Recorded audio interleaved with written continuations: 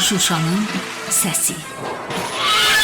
El azattır, dil azattır, azad sazlarda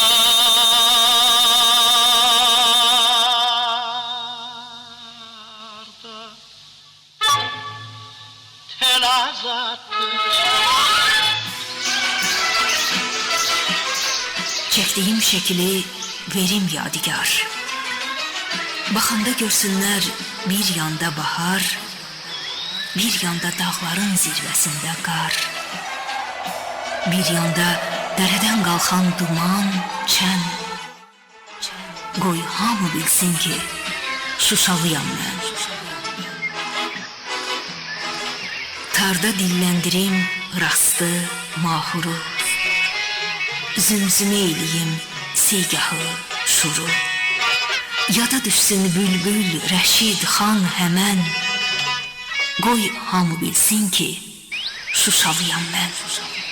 Səni hər görəndə tanımaq olur, aşışam bir də bir qərinə cavanlaşırsan. Məkan Azərbaycan Tarixi Muzeyi, Bakı şəhəri. Zaman 1940-cı il. Xahiş edirəm bu qiymətli əşyaları muzeyə qəbul edəsiniz. Atamdan yadigardır. 1940-cı ildə Azərbaycan Tarixi Muzeyi, yəni hazırda bu muzey Milli Azərbaycan Tarixi Muzeyi adlanır, Mir Möhsün Nəvvabın oğlu Miriş Ağa Amirovdan satın alma aktında adı belə göstərilirdi bu insanın. Yəni atasının silah kolleksiyasını əldə etmişdir. Muzeydə satın alma komissiyasının 1940-cı il 2 noyabr tarixli aktında Miriş Ağa Amirov öz əli ilə yazıb məktub da əlavə edibdi. Məktubda göstərilir ki, o həmin kolleksiyanı muzeyin təklif etdiyi 280 rubla verməyə razıdır. Yəni olduğu kimi mən bunu səsləndirirəm. Yəni aktda əlavə olunmuş siyahıda muzeyin komissiyası tərəfindən tərtib olunmuş, xüsusilə qeyd olunmuşdur ki, atası vaxtı ikən bu silahları Qarabağ xanının keçmiş döyüşçülərinin birindən almışdır. İstəkli dinləyicilər, xatırladım ki, mikrofon önündə Qarabağ İrsini Araşdırma Mərkəzinin rəhbəri, siyasi elmlər doktoru, professor Elçin Əhmədovdur. Təşəkkür edirəm. Şuşanın səsi verilişi davam edir və biz bir neçə verilişdir ki, artıq 19-cu əsrin Azərbaycana bəxş etdiyi görkəmli simalardan biri olan, görkəmli şəxsiyyətlərdən biri olan dahi ensiklopedist alim Mir Möhsün Nəvvab Qarabağının çoxşaxəli fəaliyyəti haqqında danışırıq. Nəvvabın silah kolleksiyası əsasən orta əsrlərə aid Azərbaycan silahlarından ibarət qiymətli bir topludur. Bu kolleksiyanın bəzi nümunələri Milli Azərbaycan Muzeyində qorunur və 16-17-ci əsrlərə aid ekspozisiyada nümayiş etdirilir. Kolleksiyada orta əsrlər Azərbaycanına aid qılınclar, dəbilqələr və digər soyuq silahlar üstünlük təşkil edir. Kolleksiya Nəvvabın Şuşada silah istehsalı, hərbi iş və döyüş sursatları ilə maraqlandığını göstərən vacib ünsürlərdir. Elə deyilmi Elçin müəllim?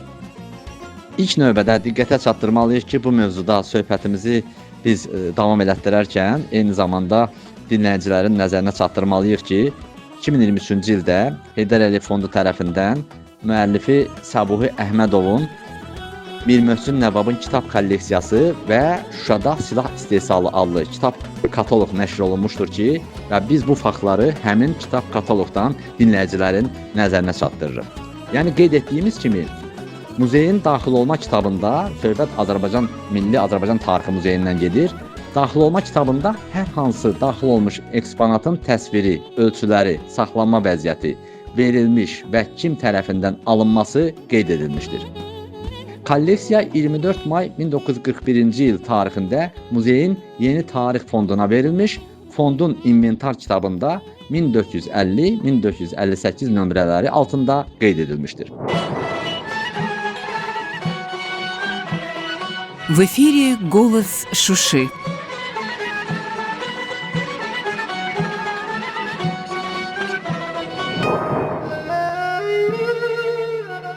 Hazırda kolleksiya Milli Azərbaycan Tarixi Muzeyinin silahlar və bayraqlar fondunda həmin nömrələrlə saxlanılır. Mir Möhsün Nəvabın silah kolleksiyası indiyənə qədər tam şəkildə elmi və populyar əsərlərdə əks olunmamış, yəni bu geniş araşdırılmamış, tədqiqatçıların tədqiqat obyekti olmamış, daimi ekspozisiya və ya müvəqqəti sərgilərdə də nümayiş edilməmişdir. İlk dəfə bu kolleksiya Milli Azərbaycan Tarixi Muzeyində 22 iyun 15 oktyabr 22-ci il tarixlərində keçirilmiş silahın mistik gözəlliyi sərgisində nümayiş etdirilmişdir. Mir Möhsün Nəvabın nəsihətləri. Hüşyarsansa iki şeyi unutma. Yaranışı ve ölümü. Şuşada akşamlar yanar ulduzlar, onlardan gözedir gelirler kızlar. Dayanıp yol üstte yarını gözler, dayanıp yol üstte yarını gözler. Ay kız bu ne kaş göz, bu ne tel, ölerim derdinden onu bil. Danışmazsan da balım var güye.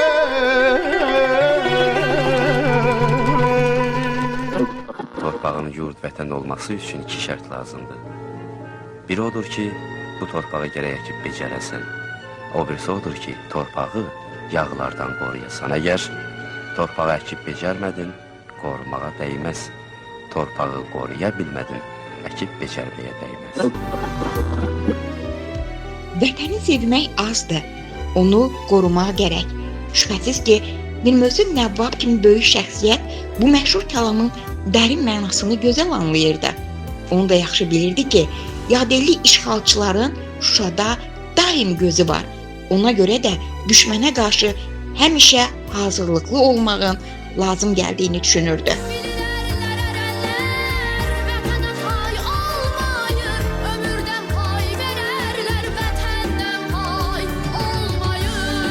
Saft Şuşa la yazalu mustamirran.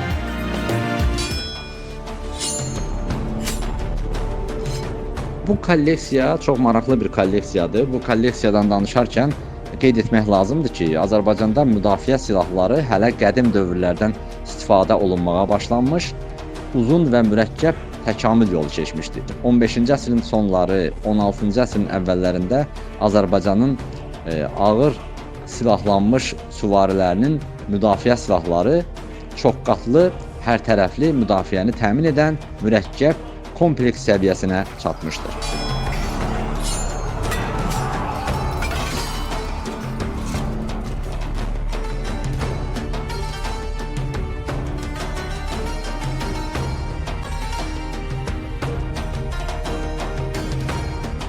İki şeyi unut. Kiməsə etdiyin yaxşılığı və kiminsə sənə pisliyini. Etdiyin yaxşılığı ona görə unut ki, minnət qoymayasan. Sənə edilən pisliyi ona görə unut ki, kinli olmayasan.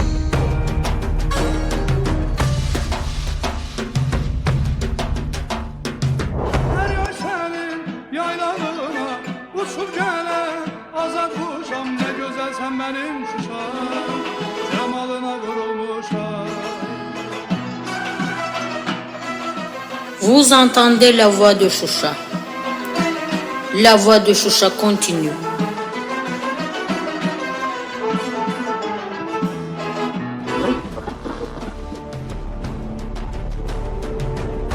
Mir Möhsün Nəvab Qarabağının Milli Azərbaycan Tarixi Muzeyindəki silah kolleksiyasına daxil olan iki dəbilqə klassik şərq kürə konusvari müdafiə xarakterli baş geyimi nümunəsidir. Təbii ki, bu silah kolleksiyalarının haqqında tamamilə ətraflı danışsaq çox geniş olar. Ancaq bir neçə faktı qeyd etmək lazımdır ki, kürə konusvari növlü dəbilqələr yaxın və orta şərqdə, eləcə də Şərqi Avropada ən geniş yayılmış dəbilqə növü idi. Bu ilk növbədə həmin dəbilqənin etibarlı müdafiə vasitəsi olması ilə bağlı idi. Belə dəbilqəyə vurulan zərbələr səthdən sürüşür, yəni dəbilqəyə dəyərək dəbilqəni yarmaq, onu sındırmaq, parçalamaq və ya deşmək çox çətin olurdu və ona dəyərək ondan sürüşürdü. Şuşa sıxmaq çeldirdən. صحت شوشة لا يزال مستمرا. Belə dəbilqəyə müxtəlif əlavələr taxmaq hesabına döyüşçünün özünü, boğaz və boynunu qorumaq mümkün idi. İstehsal baxımından belə bir dəbilqənin düzəldilməsi çətin deyil idi. Həmin dövrdə şərq dəbilqələri sırasında ən sadə formaya malik olan bu dəbilqənin düzəldilməsi xüsusi texniki vasitələr, böyük bilik və təcrübə tələb etmirdi. Həmin dövrdə istehsal sadəliyi dəbilqənin qiymətinə də təsir göstərirdi. Belə dəbilqəni orta təbəqəyə məxsus döyüşçülər də almaq iqtidarına malik idilər. Sadəlik, ucuzluq, etibarlılıq hesabına bu dəbilqə növü erkən orta əsrlərdən başlayaraq 18-ci əsrin sonlarına qədər istifadə edilmişdir. Vous entendez la voix de Şuşa. В эфире «Голос Шуши». Kolleksiyada olan qalxan haqqında da qısaca olaraq onu demək istərdik ki, indiki zamanda Azərbaycan dilində qalxan anlayışı bütün növ qalxanlara aiddir. Yəni metal qalxan, ağac lövhələrdən hazırlanmış qalxanlar, dəri qalxan və s. Orta əsrlərdə isə bu anlayışla təkcə mütəhərrik ağac budaqlarından toxunmuş, mərkəzdə metal lövhə ilə möhkəmləndirilmiş dəyirmi qalxanlar bildirilirdi. Dəyirmi metal qalxan üçün isə sipər sözü işlədilirdi. Bundan başqa kolleksiyada döyüş baltaları da nümayiş etdirilir ki, bildiyimiz kimi son orta əsrlərə aid olan baltalar adətən 3 növə bölünürdü. Döyüş baltaları, yəni sırf bu döyüş məqsədi ilə istifadə olunan baltalar, universal baltalar, yəni həm döyüş, həm təsərrüfatda istifadə olunurdu. Bir də təsərrüfat baltaları. Yalnız məişətdə və təsərrüfatda istifadə olunan baltalar. Və kolleksiya haqqında söhbətimizi yekunlaşdıraraq nəticədə onu qeyd etmək istərdik ki, Mir Mövsüm Nəvvab Qarabağının Milli Azərbaycan Tarixi Muzeyində qorunan silah kolleksiyası 19-20-ci əsrin əvvəllərində yaşayıb yaratmış görkəmli Azərbaycan xadimi, ensiklopedist alim, maarifçisi, şair, rəssam, xəttat, nəqqaş, naşir və publisist kimi tanınmış Nəvvabı bizə yeni bir tərəfdən də tanıtdı. Onun özünün hərbi rəsm əsərlərini real silahlara baxaraq çəkən rəssam kimi bizə tanıtdı. Bu da çox maraqlı bir məsələdir. Yəni bildiyimiz kimi həmin dövrdə 19-20-ci əsrin bir çox rəssamları şərq motivləri əsasında əsərlər yaratmağa başlayarkən müvafiq silahlardan ibarət kolleksiya toplayırdılar. Yəni Avropa rəssamlarının yaratdıkları rəsm əsərlərində təqdim olunan silahların onların şəxsi kolleksiyalarında və ya dostları və ya tanışlarının kolleksiyalarında olan silahlara əsasən təsvir olunduğu məlumdur. Doğrudan da bu mürəkkəb maddi obyekt olan silahı inandırıcı təsvir etmək üçün onu ilk növbədə görmək lazımdır və ya əldə tutmaq lazımdır. Eyni zamanda geyinmək lazımdır.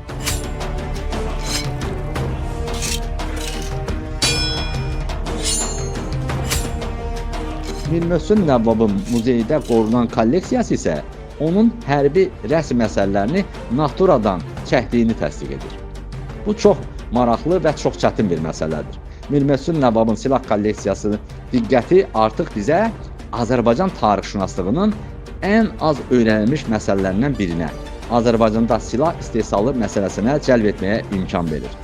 Belə ki, müasir yerli tədqiqatlarda, araşdırmalarda Azərbaycanda 18-19-cu əsrlərə aid silah istehsalı məsələləri çox səthi işlənmiş, çox səthi araşdırılmış, bu məsələyə çox səthi toxunulmuşdur ki, respublikada silahşünaslığın inkişaf etməməsi ilə bağlıdır. Yəni, xarici silahşünaslar da əsərlərində Azərbaycanda bu dövrdə silah istehsalının olmasını inkar edirlər. Ən yaxşı halda isə məsələnin üstündən sükutla keçirlər. Əslində isə bu belə deyildir.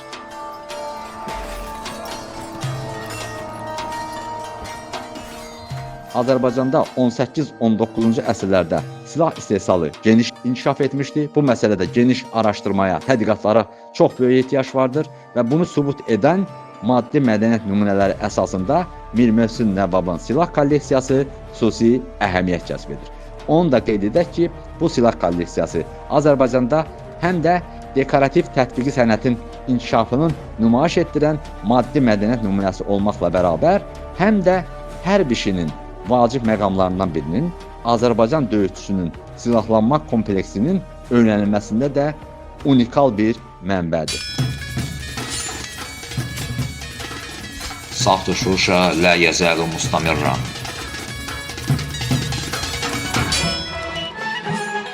Heç şübhəsiz ki, Mir Möhsün Nəvvab Qarabağinin silah kolleksiyası Azərbaycan sənətkarlığının və Azərbaycan hərb işinin inkişafı ilə bağlı gələcək tədqiqatlar üçün əsaslı bir mənbə və bazası olacaqdır və gələcəkdə Azərbaycanda bu istiqamətdə geniş araşdırmalar, tədqiqatlar aparılacaqdır. Mir Möhsün Nəvvab Qarabağının silah kolleksiyası bizim üçün çox dəyərli bir mənbədir. İstəkli dinləyicilər, Şuşanın yetirdiyi görkəmli şəxsiyyətlər silsiləsindən Mir Möhsün Nəvvaba həsr olunmuş növbəti verilişimiz sona çatdı. Xatırladım ki, verilişin müəllifi Professor Elçin Əhmədov, rejissoru Ülviyə Zamanlı, redaktoru Aybəniz Məmmədəliyevadır.